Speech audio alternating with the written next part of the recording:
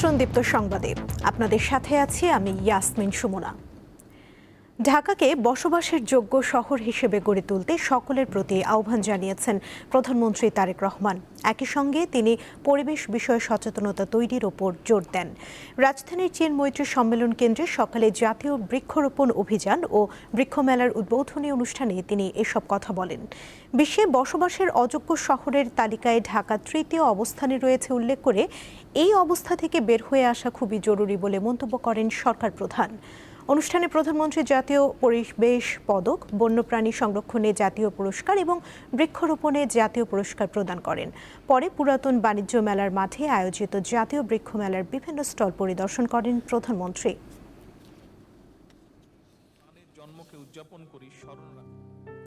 এই বনায়ন পশু পাখি বিভিন্ন প্রাণী কীট পতঙ্গের জন্য নিরাপদ বাসস্থান কিংবা প্রয়োজনীয় আহারের যোগান দিতে পারে কিনা এটিও কিন্তু আমাদের চিন্তার মধ্যে থাকা প্রয়োজন।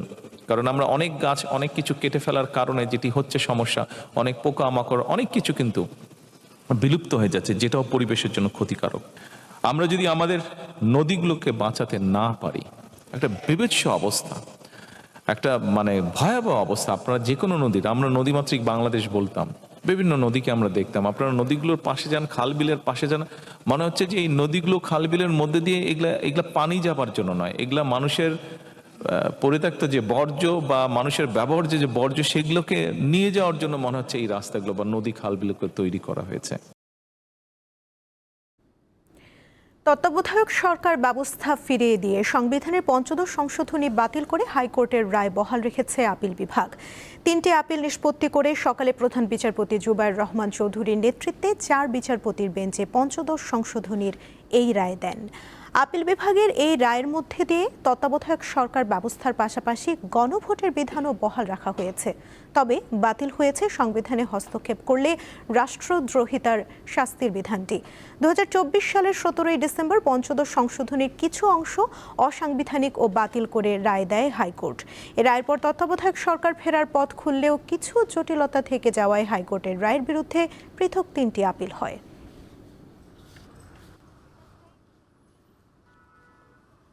তত্ত্বাবধায়ক সরকার ব্যবস্থা বাতিল করার বিধানগুলো বাতিল হয়েছে, তবে এখানে কিছু টেকনিক্যাল সমস্যা আছে। কারণ হাইকোর্টের রায় সবগুলো বিধান বাতিল হয়নি, কিছু কিছু বিধান আরও বাতিল করা প্রয়োজন ছিল। যেমন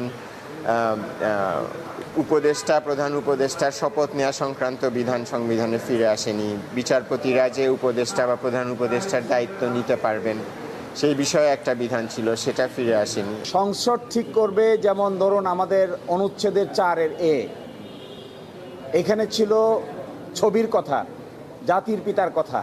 এই বিষয়টি যেহেতু একটা নীতিগত সিদ্ধান্তের বিষয়, এই জন্য এটি সংসদের উপর ছেড়ে দেওয়া হয়েছে। কিন্তু মাঝখানে পরিবর্তন হয়ে সেকুলারিজমের জায়গায় হয়েছিল সর্বশক্তিমান আল্লাহর উপর পূর্ণ আস্থা ও বিশ্বাস এবং বিসমিল্লাহির রহমানির রহিম। এই বিষয়গুলো কি হবে এটা ঠিক করবে জাতীয় সংসদ। ঢাকা ও চট্টগ্রাম বিভাগে 2023 সালে কোটার ভিত্তিতে পরীক্ষা নেওয়া প্রাথমিকের সহকারী শিক্ষক পদে 46,000 পরীক্ষার্থীর ফল মেধার ভিত্তিতে পুনরায় প্রকাশের নির্দেশ দিয়েছে আপিল বিভাগ। প্রধান বিচারপতির নেতৃত্বাধীন আপিল বিভাগ বৃহস্পতিবার এই রায় দেন। আদালতে রিটকারীদের পক্ষের আইনজীবী জানান, কোটার বিষয়ে দায়ের করা রিটের পরিপ্রেক্ষিতে মেধার ভিত্তিতে ফলাফল প্রকাশ করার জন্য সরকারের সংশ্লিষ্টদের প্রতি নির্দেশ দিয়েছে দেশের সর্বোচ্চ আদালত। এর আগে 84% কোটার ভিত্তিতে প্রাথমিক বিদ্যালয়ের সহকারী শিক্ষকদের নিয়োগ ও পরীক্ষা এবং ফলাফল প্রকাশ করা হয়েছিল।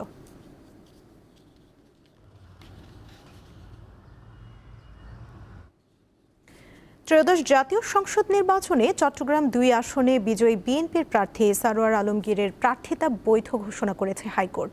এর ফলে সংসদ সদস্য হিসেবে শপথ নিতে সারোয়ার আলমগীরের বাধা কেটেছে। বৃহস্পতিবার হাইকোর্টের একটি দ্বৈত বেঞ্চ এই আদেশ দেন। ভোটের আগে নির্বাচন কমিশনে সারোয়ার আলমগীরের প্রার্থিতা বাতিল হয়, তবে প্রার্থিতা ফিরে পেতে হাইকোর্টে রিট করেন তিনি। সে সময় হাইকোর্ট সারোয়ার আলমগীরকে নির্বাচনে অংশগ্রহণের অনুমতি দেন। পরে আরেকটি লিভ টু আপিলে ফলাফল প্রকাশ স্থগিত থাকে। এ কারণে 12 ফেব্রুয়ারির ভোটে জয় পেলেও সারোয়ার আলমগীর শপথ নিতে পারেননি।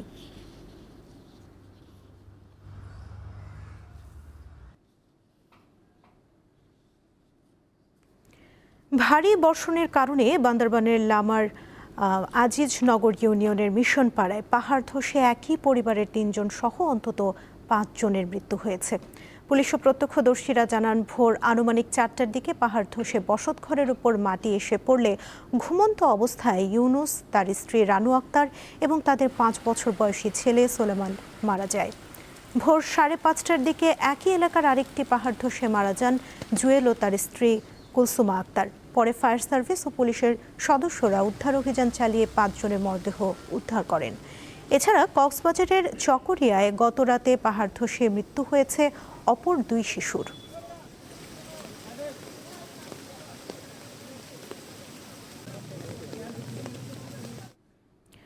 উত্তরাঞ্চলে বাড়লেও চট্টগ্রাম বিভাগে শুক্রবার থেকে কমতে পারে বৃষ্টিপাত। একই সঙ্গে ভূমিধসের জন্য সতর্কতা জারি করা হয়েছে। সকালে আবহাওয়া অফিসের পূর্বাভাসে এই তথ্য জানানো হয়। ভূমিধসের জন্য অবৈধভাবে পাহাড় কাটাকে দায়ী করেন আবহাওয়া কর্মকর্তা। গত রাত থেকে শুধু দক্ষিণাঞ্চল না, আপনার উত্তরাঞ্চলে বৃষ্টি বেড়ে গেছে। বিশেষ করে আমরা যদি দেখি যে রংপুর ডিভিশনে অনেক জায়গায় ভারী বর্ষণ হয়েছে, রাজশাহীতেও অনেক জায়গায় ভারী বর্ষণ হয়েছে। হেভি রেইনফল মেন কারণ না, যে ল্যান্ডস্লাইডের কারণ। এর সাথে সাথে ভূমির টাক্সার একটা গুরুত্বপূর্ণ।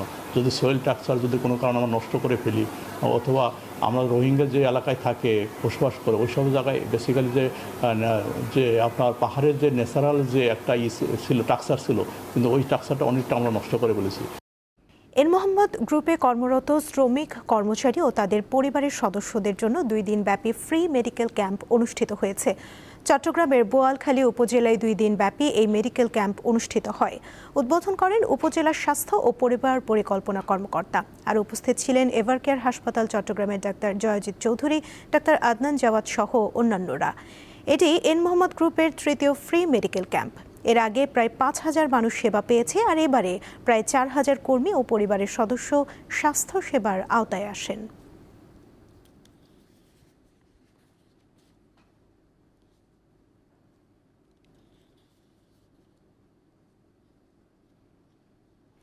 এই ছিল এখনকার মতো। পরবর্তী সংবাদ বিকেল 5টায় দেখার আমন্ত্রণ রইল। এছাড়া আরও তথ্য পেতে যুক্ত থাকুন দীপ্ত ডিজিটাল প্ল্যাটফর্মের সাথে। ধন্যবাদ সবাইকে।